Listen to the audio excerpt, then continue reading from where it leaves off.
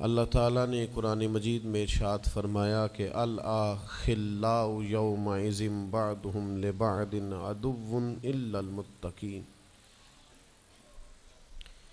فرمایا بڑے گہرے دوست بھی قیامت والے دن دشمن بن جائیں گے سوائے ان کے جو پرہیزگار ہوں گے۔ پرہیزگار لوگوں کی دوستیاں قیامت والے دن بھی قائم رہیں گی، باقی جو گہرے ترین دوست ہوں گے وہ قیامت والے دن دشمن بن جائیں گے۔ الا المتقین، سوائے پرہیزگاروں کے۔ دنیا میں آپ کو کوئی شخص ایسا نہیں ملے گا جس کا کوئی دوست نہ ہو، اور وہ لوگ بھی بڑی کثرت سے ملیں گے جو دوستوں کا شکوہ بہت کرتے ہیں۔ دوستیاں لگانا، دوست بنانا، تعلقات استوار کرنا یہ منع نہیں، شرط یہ ہے کہ دوستی اللہ تعالیٰ کی رضا کے لیے لگائی جائے۔ ہمارے ہاں جتنی تیزی کے ساتھ دوستیاں لگتی ہیں اس سے زیادہ تیزی کے ساتھ دوستیاں ٹوٹ جاتی ہیں۔ اس کی سب سے بنیادی اور اہم وجہ یہ ہوتی ہے کہ ہمارے ہاں دوستیوں کا جو معیار ہوتا ہے وہ دنیاوی لالچ ہوتا ہے۔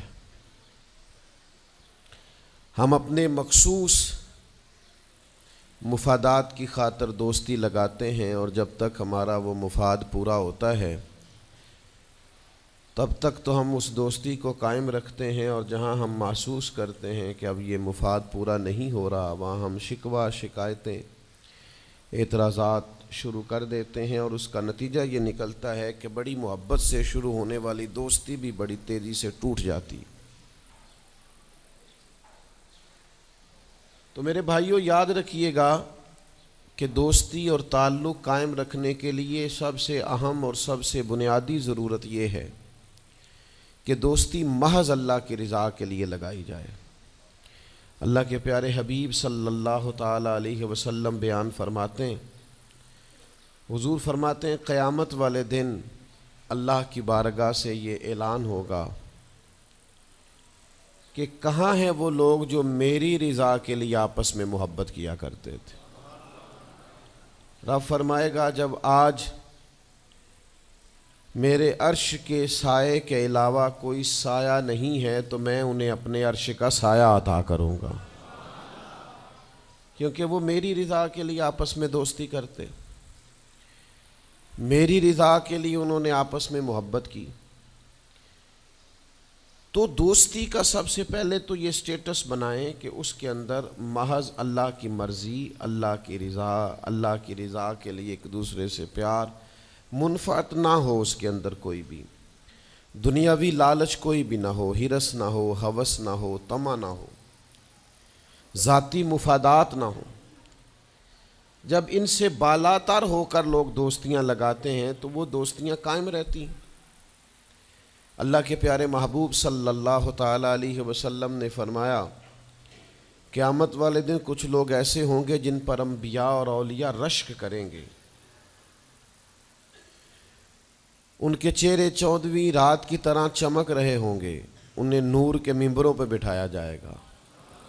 یا رسول اللہ اتنی فضیلت ان لوگوں کو حاصل ہے، یہ کون لوگ ہیں؟ تو حضور فرماتے ہیں یہ وہ لوگ تھے جو جس سے بھی دوستی لگاتے تھے، پیار کرتے تھے، محض اللہ کی رضا کے لیے کرتے۔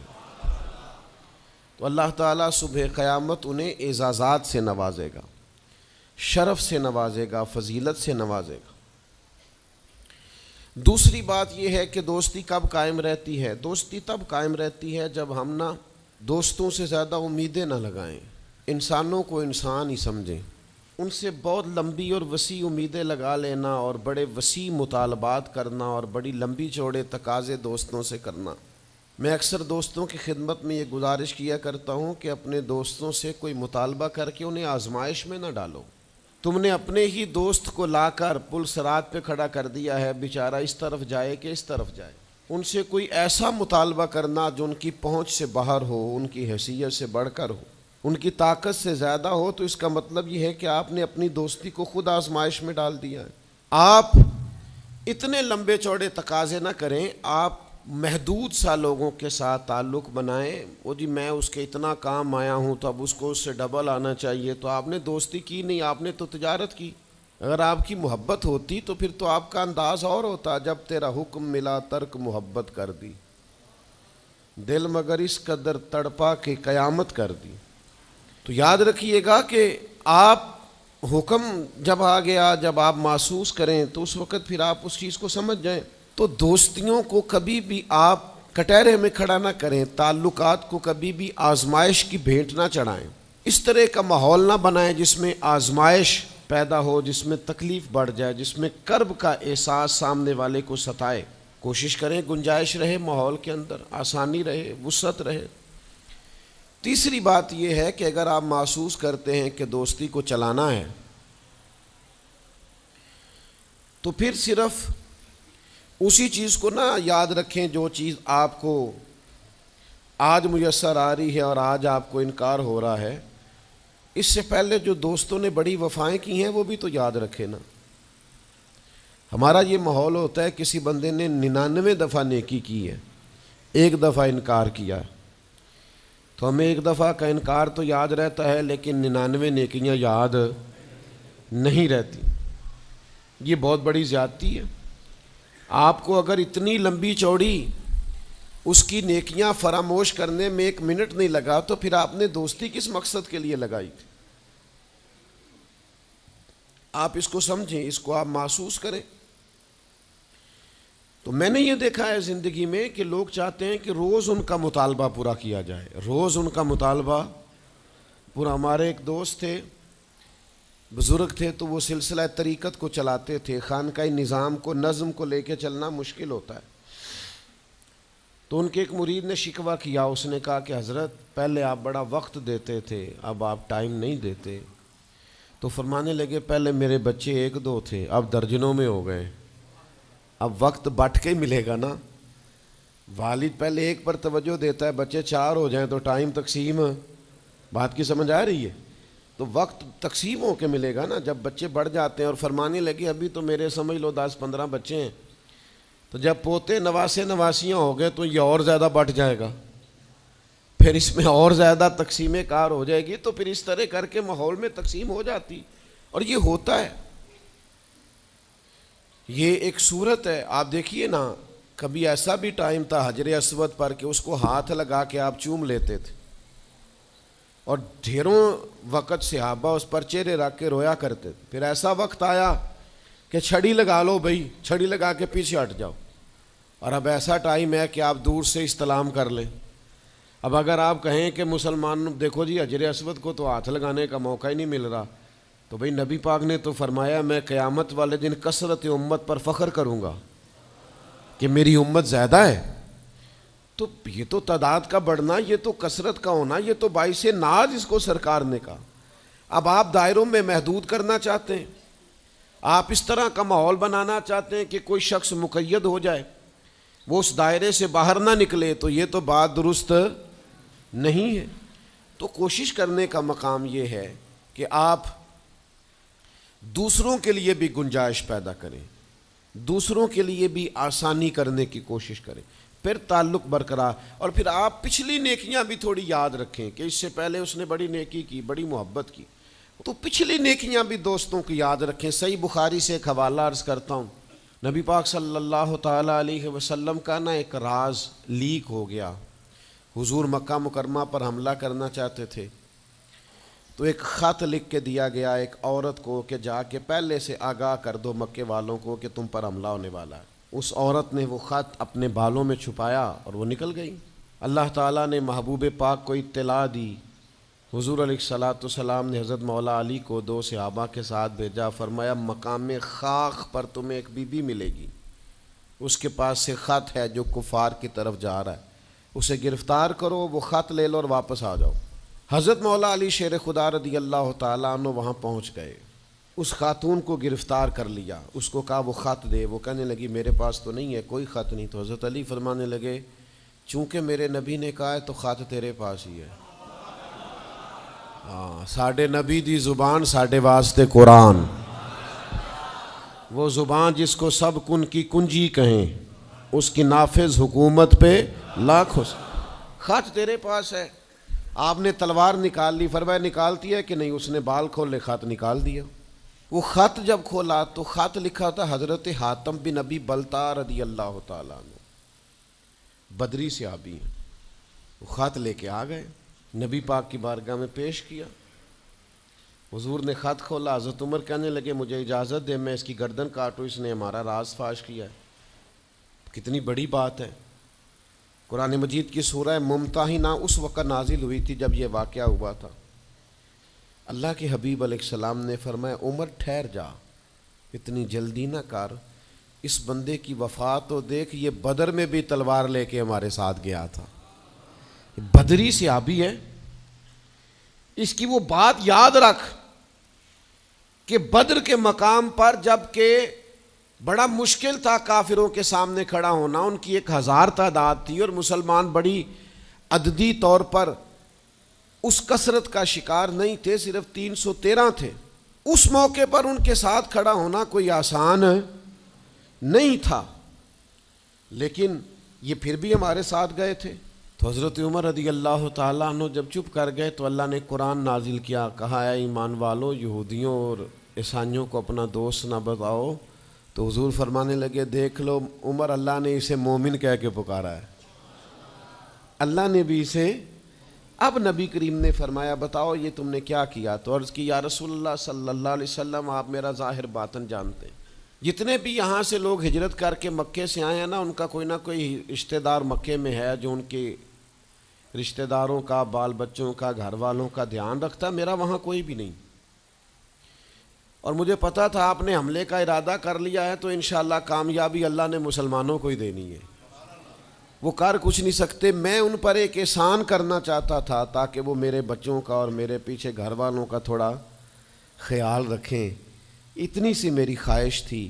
میرے نبی کریم نے ان کا عذر قبول کر لیا، فرمایا ٹھیک ہے آپ جو کہہ رہے ہیں بات ایسے ہی ہے، آپ کو اسلام کو نقصان نہیں پہنچانا چاہتے، آپ یہ چاہتے تھے کہ کوئی ایک نیکی ان پہ کر دی جائے تاکہ وہ آپ کے، تو اتنی بڑی بظاہر بات تھی لیکن حضور نے قبول کر لی۔ معنی کیا ہے کہ دوستوں کی پچھلی نیکیاں بھی یاد رکھنی چاہیے، ان کی پچھلی بھی خوبیوں اور پچھلے بھی معاملات کو تھوڑا یاد رکھنا چاہیے۔ ہم کیا کرتے ہیں؟ ہم کہتے ہیں جی اب وہ یہ نہیں کر رہا، بھئی تب کر رہا تھا نا، تو تب کی یاد کر لو، تب کی یاد رکھ لو، اس وقت کی آپ خیال کر لیں۔ ہم کیا کرتے ہیں؟ ہم 99 دفعہ کسی نے نیکی کی ہے تو ہم کہتے ہیں 100/100 چاہیے، آج بھی یہ کرے گا تو پھر تو قابل قبول ہے۔ تو اس سے کیا ہوتا ہے؟ اس سے تکلف پیدا ہوتا ہے، ایک آدمی روز کیسے نیکی کر سکتا ہے؟ چوتھی بات یہ ہے اگر ہم چاہتے ہیں دوستیاں نبھیں تو اسلام کا ایک حسن ہے کہ اسلام دین اعتدال ہے۔ اسلام کہتا ہے چلو ہی ذرا معتدل ہو کے، پہلے ہی ذرا تھوڑا سا احتیاط سے چلو۔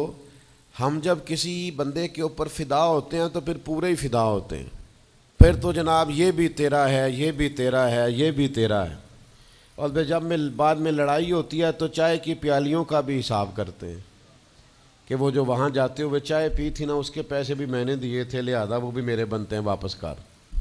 کورے ورک کتاب نہیں ہوندے، پتھر دل گلاب نہیں ہوندے، اور سجنا پہلوں ہی سوچ کے لائیں پھر یاراں نال حساب نہیں ہوندے۔ آپ سوچ سمجھ کے دوستی لگائیں، تعلقات کو سوچ سمجھ کے لے کے آگے چلیں۔ نبی پاک صلی اللہ علیہ وسلم نے فرمایا وقفے سے ملا کرو محبت بڑھتی ہے، تھوڑا نا وقفے سے ملا کرو، اس سے محبت بڑھے گی۔ یہ جو بہت وارفتگی ہے نا، بہت وارفتگی ہے، بہت جوش ہے، تو اس کا نتیجہ یہ نکلتا ہے کہ جتنی زور سے گیند دیوار سے لگتی ہے پھر اتنی زور سے ہی گیند واپس آتی ہے، اس کے نتائج ٹھیک نہیں نکلتے۔ تو عرض یہ کرنا چاہتا ہوں کہ اعتدال میں رہیں، معتدل رہیں، آپ اس حد سے تجاوز ہی نہ کریں۔ میرے پاس یہاں ایک دوست آئے تو مجھے کہنے لگے جی میرا دوست بڑا اچھا تھا، بڑا نائس تھا، بڑا بہترین تھا، بڑا پیارا تھا، میرے ایک دوسرے دوست نے اسے خراب کر دیا۔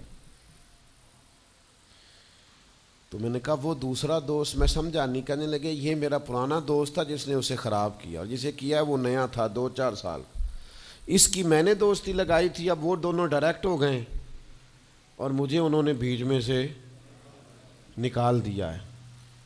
تو میں نے کہا یہ تو اکثر ہوتا ہے, پہلی دفعہ تو نہیں ہوا, اس طرح تو ڈھیر دفعہ ہوتا ہے.